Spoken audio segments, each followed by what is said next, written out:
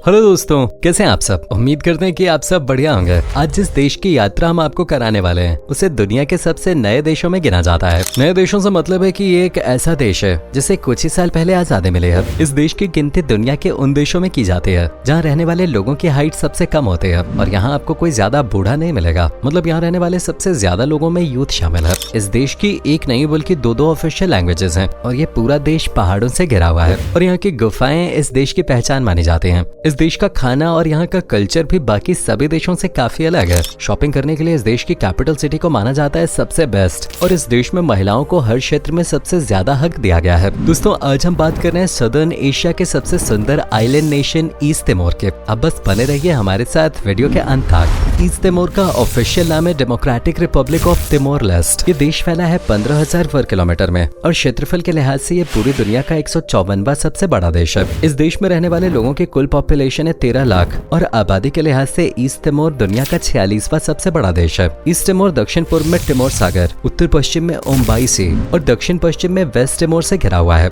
East Timor में Timor द्वीप का पूर्वी भाग शामिल है जिसका पश्चिमी आधा भाग इंडोनेशिया का हिस्सा है। बता दें कि भारत की तरह से ईस्ट तिमोर एक लोकतांत्रिक देश है और यहाँ की अपनी पार्लियामेंट भी है। देश की राजधानी शहर दिल्ली है और राजधानी होने के साथ दिल्ली इस देश का सबसे प्रसिद्ध और सबसे बड़ा शहर भी है। दोस्तों, east Timor south east Asia का ऐसा आइलैंड नेशन है जिसे सबसे अलग और सबसे खास माना जाता है। हम पहले जिक्र कर चुके हैं, ईस्ट तिमोर की गिनती होती है सबसे नए देशों में। मतलब कि ईस्ट तिमोर को आजाद हुए ज्यादा वक्त नहीं हुआ है। 20 मई 2002 को ये देश आजाद हुआ था और 21वीं सदी का पहला आजाद देश बना था। वहीं यहाँ पर पहली बार 2001 में लोकतांत्रिक चुनाव भी हुए थे। ईस्ट तिमोर को युवाओं का देश कहा जाता है क्योंकि यहाँ रहने वाले ज्यादातर लोग युवा हैं। देश का 40% पॉपुलेशन 15 साल से कम आयु के लोगों का है और 60% 25 साल से कम आयु के हैं। देश की औसत आयु सिर्फ 19.6 साल है। दोस्तों, ईस्ट तिमोर की भाषा से भी जुड़ा एक बहुत ही दिलचस्प फैक्ट है। दोस्तों, यहाँ एक नहीं बल्कि 2 भाषाओं को ऑफिशियल तौर पे मान्यता दी गई है जो है पुर्तगीज और टेटम। हालांकि आबादी का सिर्फ एक छोटा सा हिस्सा पुर्तगाली भाषा में बात करता है जबकि बाकी दूसरी भाषाओं में। साथ ही यहाँ ऑफिशियल कामकाज के दौरान इंडोनेशियन और अंग्रेजी का उपयोग किया जाता है। टेटम यहाँ की सबसे आम भाषा है जिसे बोलने वाले लोगों की आबादी पूरे ईस्ट तिमोर में 91% है। क्या आपने सोचा है कि ईस्ट तिमोर का मतलब क्या है? दरअसल ये मलय शब्द तैमूर से लिया गया है जिसका मतलब है पूर्व, इसलिए इस देश को ईस्ट तिमोर कहा जाता है। धर्म की बात हो तो यहाँ रहने वाले लगभग 90% तिमोरीज की पहचान रोमन कैथोलिक और बाकियों की प्रोटेस्टेंट के तौर पे होते हैं। साथ ही यहाँ मुस्लिम और हिंदू लोग भी रहते हैं। ईस्ट तिमोर में रहने वाले लोगों की एक और खास बात है, इनकी उम्र तो कम है ही, साथ ही यहाँ के लोगों की लंबाई भी कुछ ज्यादा नहीं होती है। जी हाँ, ईस्ट तिमोर की गिनती उन देशों में की जाती है जहाँ रहने वाले लोगों की हाइट दुनिया के बाकी देशों के मुकाबले सबसे कम रहती है, इसलिए इसको दुनिया का सबसे कम हाइट वाले लोगों का देश कहा जाता है। देश के लोगों की औसतन हाइट 5 फुट ही रहती है। हालांकि ईस्ट तिमोर के लोगों को कोई बीमारी नहीं है। लंबाई के पीछे लोगों के जीन्स का भी असर पड़ता है, इसलिए यहाँ के लोगों की कम हाइट के पीछे का कारण जेनेटिक्स ही है। इस देश को लेकर एक और बहुत ही दिलचस्प बात यह है कि यहाँ के लोग सबसे ज्यादा ऑस्ट्रेलिया से आए हुए हैं। इंडोनेशिया के पास होने के कारण कई लोगों को ऐसा लगता है कि ईस्ट तिमोर के लोग इसी क्षेत्र से आते होंगे, लेकिन असल में ऐसा नहीं है। दरअसल यहाँ रहने वाले ज्यादातर लोग ऑस्ट्रेलिया के आदिवासी लोगों के वंशज हैं। ईस्ट तिमोर के लोग अपने देश में रहने वाले लोगों के साथ काफी मिलनसार होते हैं और जब इनके देश कोई मेहमान आता है तो ये सब मिलकर उसकी मेहमान नवाजी करते हैं जिससे उसे अपने देश की कभी याद नहीं आती। जब आप इस देश को एक्सप्लोर करेंगे तो आपको देखने को मिलेगा कि यहाँ सब लोग बहुत खुशी खुशी रहते हैं। दरअसल ये खुशी है आजादी की, लेकिन एक वक्त ऐसा भी था जब इस देश के लोगों का जीना और मरना एक समान था। जिस समय इंडोनेशिया ने इस देश पर कब्जा किया था तब 2 लाख लोगों को बीमारी और भूख के कारण अपनी जान गंवानी पड़ी थी। हाल ही में आजाद हुए इस देश का विकास दर बहुत कम है। ये देश कुछ हद तक ऑयल और गैस और कॉफी एक्सपोर्ट करता है। वहीं एजुकेशन के मामले में भी ये देश धीरे धीरे आगे बढ़ रहा है। बता दें कि ये देश महिलाओं की ताकत पर सबसे ज्यादा टिका हुआ है। यहाँ महिलाओं को काफी इज्जत दी जाती है और उनको यहाँ काफी सम्मान दिया जाता है। ईस्ट तिमोर एशिया का एक ऐसा देश है जहाँ आपको कई ऊंचे और बड़े पदों पे महिलाएं दिख जाएंगे और यहाँ पार्लियामेंट में महिलाओं की संख्या 38% से भी ज्यादा है। इसके अलावा ईस्ट तिमोर की और भी कई ऐसी जगह हैं जहाँ महिलाओं का सबसे ज्यादा बोलबाला है। दोस्तों, आजकल स्मार्टफोन के जमाने में सब कुछ फोन में ही मिल जाता है, पर ईस्ट तिमोर में VCDs, DVDs और ऑडियो CDs का क्रेज आज भी बरकरार है और ये सबसे ज्यादा आपको यहीं देखने को मिलेंगे।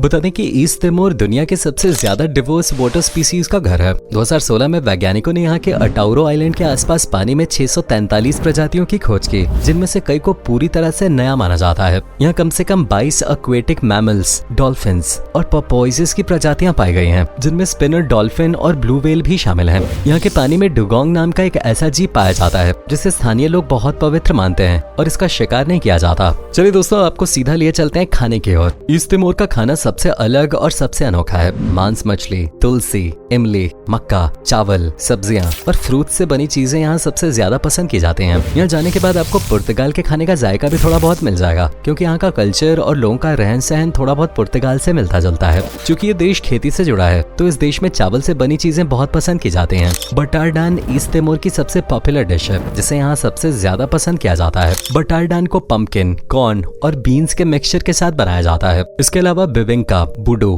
कैरल और कटुपा यहाँ की कुछ पॉपुलर डिशेज हैं। खाने के साथ साथ इस देश का कल्चर भी सबसे अलग है। यहाँ के लोग अपनी परंपरा को काफी मानते हैं। ईस्ट तिमोर का कल्चर पोर्चुगीज, रोमन कैथोलिक और मलय कल्चर से इन्फ्लुएंस्ड है। वहीं अगर इस देश के त्योहारों की बात करें तो यहाँ हर तरह के त्योहार सेलिब्रेट किए जाते हैं, फिर चाहे आजादी का जश्न हो या सांस्कृतिक त्योहार। यहाँ के लोग जश्न मनाने से पीछे नहीं हटते और लोग अपने कल्चर को लेकर काफी उत्साहित रहते हैं और सब लोग साथ में तमाम त्योहार मनाते हैं। रमेलाओ कल्चरल फेस्टिवल ईस्ट तिमोर का सबसे बड़ा कल्चरल इवेंट है। ये साल के अंत में आमतौर पर अक्टूबर में आयोजित किया जाता है। इसके अलावा यहाँ हर साल 14 से 19 अक्टूबर तक कॉफी फेस्टिवल सेलिब्रेट किया जाता है, जिसका आयोजन ईस्ट तिमोर की राजधानी डिले में होता है। इस फेस्टिवल में काफी टेस्टी कॉफी का बुफे लगाया जाता है और सबसे टेस्टी कॉफी का कंपटीशन भी आयोजित किया जाता है। इस कॉफी फेस्टिवल में बाहर देशों से आए टूरिस्ट भी शामिल होते हैं, जो ईस्ट तिमोर की कुछ बेहतरीन कॉफी ट्राई करते हैं। इस कॉफी फेस्टिवल के अलावा राजधानी दिल्ली में ही इंटरनेशनल फिल्म फेस्टिवल का आयोजन किया जाता है, जो पूरी दुनिया के सबसे बड़े ग्रैंड इवेंट्स में शामिल है। बता दें कि ईस्ट तिमोर उन 27 देशों में से एक है जिनके पास एक भी यूनेस्को वर्ल्ड हेरिटेज साइट नहीं है। फिर भी यहाँ कुछ जगहों को चुना गया है नॉमिनेशन के लिए।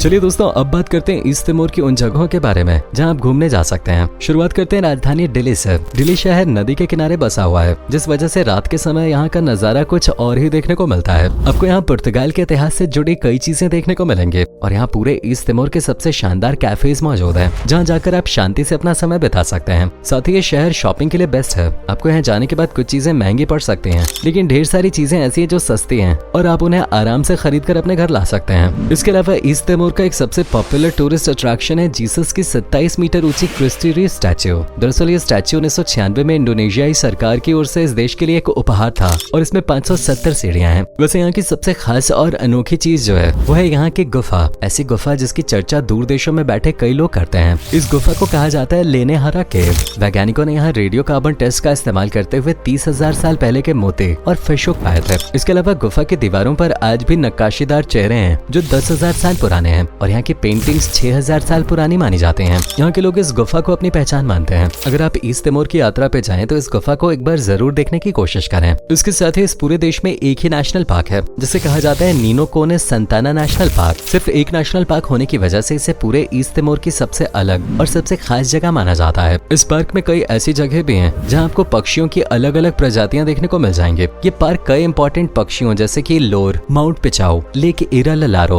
और जाको आइलैंड को जोड़ता है।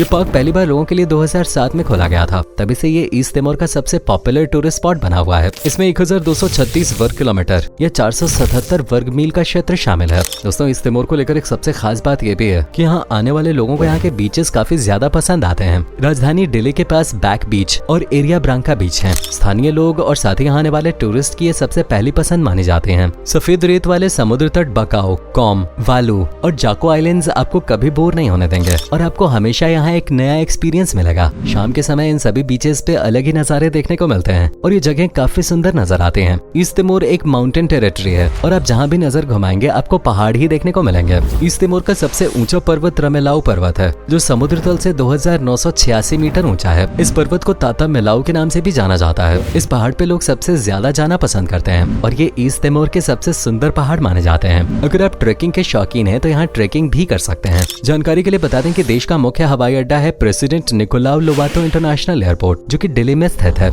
ईस्ट तिमोर और भारत के बीच कोई सीधी उड़ान नहीं है। भारत के रहने वाले सिंगापुर, इंडोनेशिया या ऑस्ट्रेलिया के माध्यम से यहाँ पहुँच सकते हैं, क्योंकि यही वो देश है जहाँ से तिमोर के लिए सीधी उड़ान है। तो दोस्तों, ये था सदर्न एशिया का सबसे सुंदर आइलैंड नेशन ईस्ट तिमोर। उम्मीद करता हूँ कि आपको हमारा ये एपिसोड पसंद आया होगा। हमें नीचे कमेंट करके जरूर बताएं कि आज के वीडियो में आपको ईस्ट तिमोर की कौन सी बात सबसे ज्यादा अच्छी लगे। क्या आप कभी गए हो ईस्ट तिमोर, और अगर गए हो तो आपका एक्सपीरियंस कैसा रहा, ये भी हमारे साथ शेयर जरूर कीजिएगा। साथ ही इस वीडियो को अपने दोस्तों और रिश्तेदारों के साथ शेयर करना मत भूलिएगा। हमारे चैनल को सब्सक्राइब सब्सक्राइब भी जरूर कर लें। वीडियो को अंत तक देखने के लिए आपका बहुत बहुत शुक्रिया। अब से फिर मुलाकात होगी एक और नए वीडियो के साथ।